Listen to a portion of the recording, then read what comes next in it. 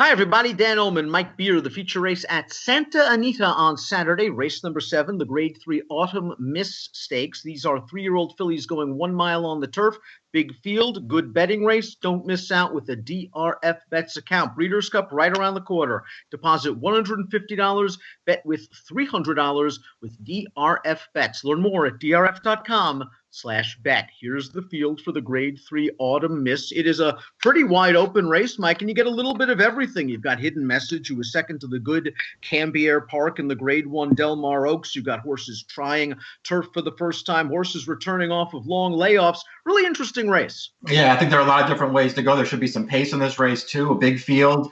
I think they have the right morning line favorite and Hidden Message. I have no problem with her, Dan, but I mean, there are a lot of different ways to go in this race. And the Timeform US agrees with your assessment of the pace scenario as we take a look at the Timeform US pace projector for this race. We are expecting a red bar situation in Timeform US parlance. That means we're expecting a fast pace in the 5, Keeper of the Stars, recent gate to wire winner, expected to make the pace. We've got the first time turf force, the 2, a little less talk up there, the 9, Mucho Unusual. I wouldn't be surprised if a couple of others, most notably the 8, Holly Hundy, stretching out in distance, shows speed as well. Yeah, I agree with that. I think there are going to be plenty of horses looking to at least get forward early on in this race. Curious horses down towards the inside. The 1, Apache Princess, a horse that would benefit from a quick pace up front. This is a horse that ran pretty well in the San Clemente, 3 starts back. We'll go back to her most recent start, the Unzip Me, going a 5.5 furlongs. And I thought she ran okay. She got a little bit of pace to rally at. We're going to see her eventually move into second in here with a good late run. She's kicking now, sort of splitting horse cynicism and going to get into second. I thought it was a good race. We both like the winner, Don't Sell a Lot. The issue is when she was tried against these types in the Del Mar Oaks, she was found wanting. Do you have an excuse for that race, or do you think she's kind of exposed as the mid-80s buyer horse that she appears to be on paper? Yeah, I mean, I don't have an excuse necessarily for the Del Mar Oaks, just accept that was a pretty good field, and she didn't really fire in there. I will say this.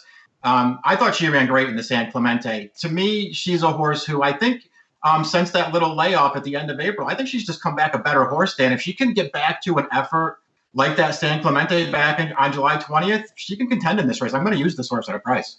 The number 2 is A Little Less Talk. This is a Washington-bred filly shipping down from Emerald Downs, trying turf for the first time. She's been very consistent on the main track at Emerald, whether it be sprinting or going 2 turns. But let's be honest, trying turf for the first time, this is a pretty gigantic ask against a strong field. Yeah, I mean, she's just hard to like against this field on turf. We'll see what happens. Her dam did win on the grass once, but she's dropped a few foals to try it. None of them have won. There's not a ton of pedigree here, Dan, and she's really got to improve. Number 3, Hidden Message, really ran well in her North American debut, but Flavien Prat deserves a tremendous amount of credit in the Del Mar Oaks. This filly drew post position 13, and passing the stands the first time, this horse was basically in the 2-3 path, and that's where they stayed until they swung into the stretch, where she swings to the outside. She's second from the left right now, and she comes with a good, honest finish, only to be kicked down late by Cambier Park.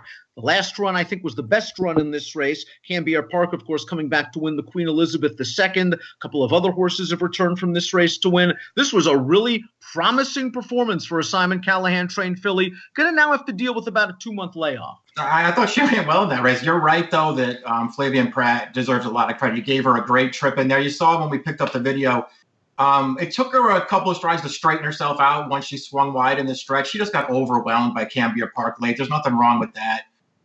Listen, she makes a lot of sense in this race. Do you want necessarily a short price on her in this race? I don't know. Maybe you do and maybe you don't, but she's the horse to beat.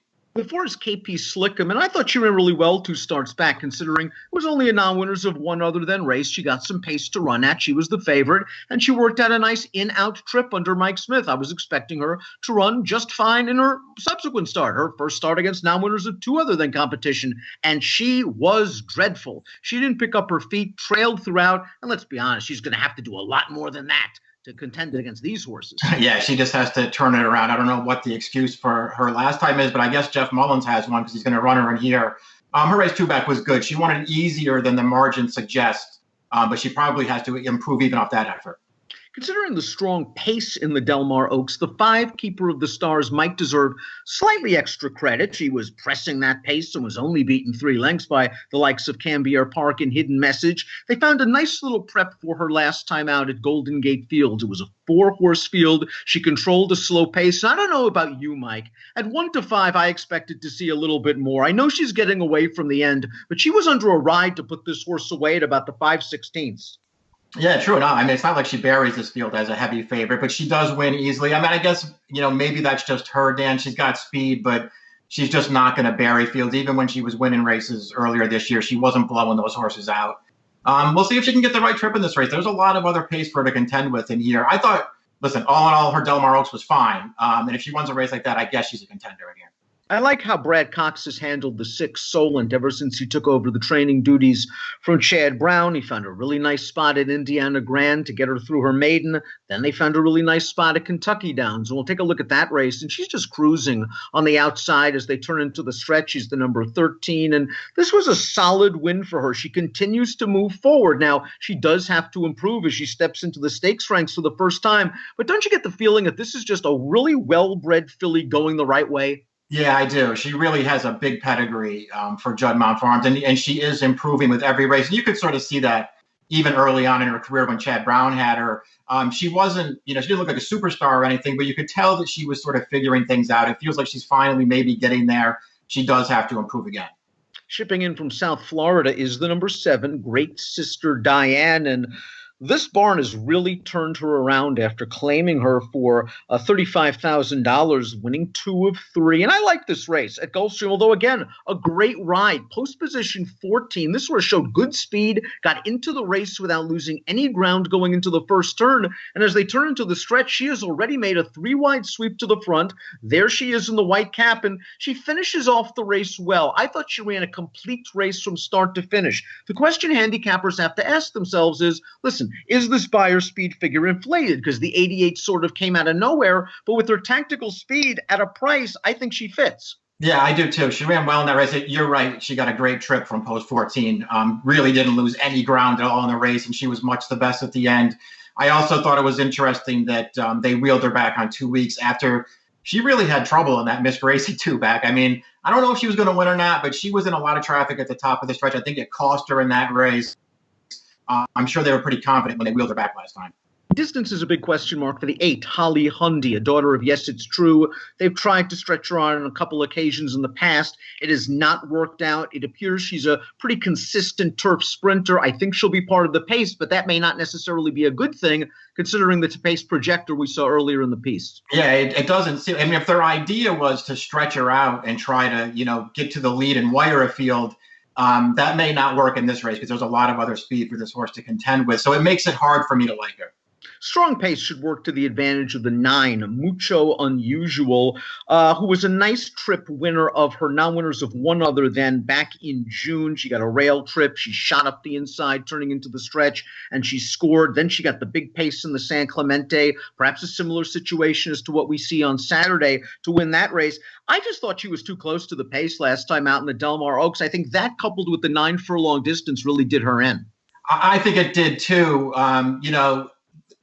That being said, I don't know if I feel like she ran, that much better than a horse like Keeper of the Stars in that race, who was also close to the pace. So that bothers me. On the other hand, she's shown really nice versatility since they switched to turf. I mean, you can put her on the lead, you can take her back, or you can just sort of sit in mid-pack. And so all those things are positives for her. I don't know, Dan. I didn't love her Del Mar Oaks. I liked Apache Princess more out of the San Clemente than I liked her. But there are ways to make a case for this horse for sure. The buyer speed figures of the 10, Giza Goddess, are not that far off the top contenders, and you have to remember that those numbers were earned as a 2-year-old. She has been away for about 10 months. She was in really good form when we last saw her. This race on December the 30th, the Blue Northern Stakes, she showed good tactical speed. She's the gray filly in the West Point colors. She takes the lead, and she's pretty determined to hold off Colonial Creed, who I think is a pretty good filly, or at least was at that point in time. Listen, this layoff is very, very concerning, but she did run some fast races at 2. Oh, yeah. I mean, if she takes a step forward with just some natural development from 2 to 3, she's supposed to be a handful in here. We'll see if she can get a trip. She's got post 10 and she likes to be forward. Those things could actually work against her in this race, but she looks like she has a pretty good amount of talent.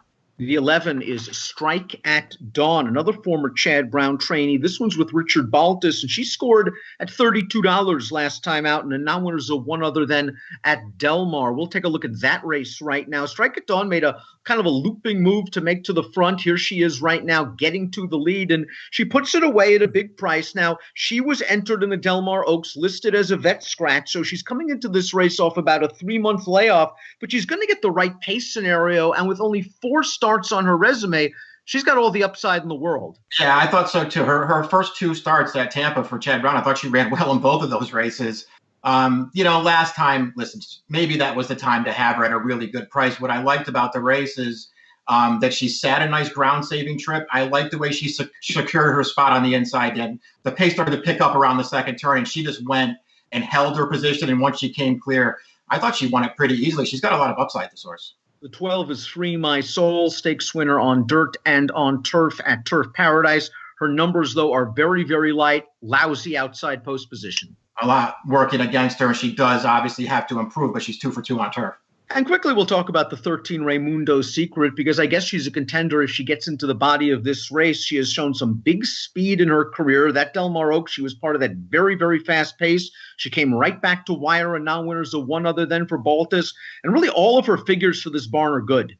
Yeah, they are. Working her way right up the class ladder, too, and just keeps winning and winning very easily in her turf races. Let's take a look at our top selections for a very competitive edition of the Grade 3 Autumn Miss Stakes. I want to take a chance with the price in here. I liked what I've seen from the 7 Great Sister Diane down at Gulfstream. You mentioned the only loss recently came with Trouble. I think she has enough speed to sit in mid-pack behind the big pace and hopefully get the jump on the true closers. I am not way against Hidden Message, the 3. I want to use her. I went 7, 3, and 5.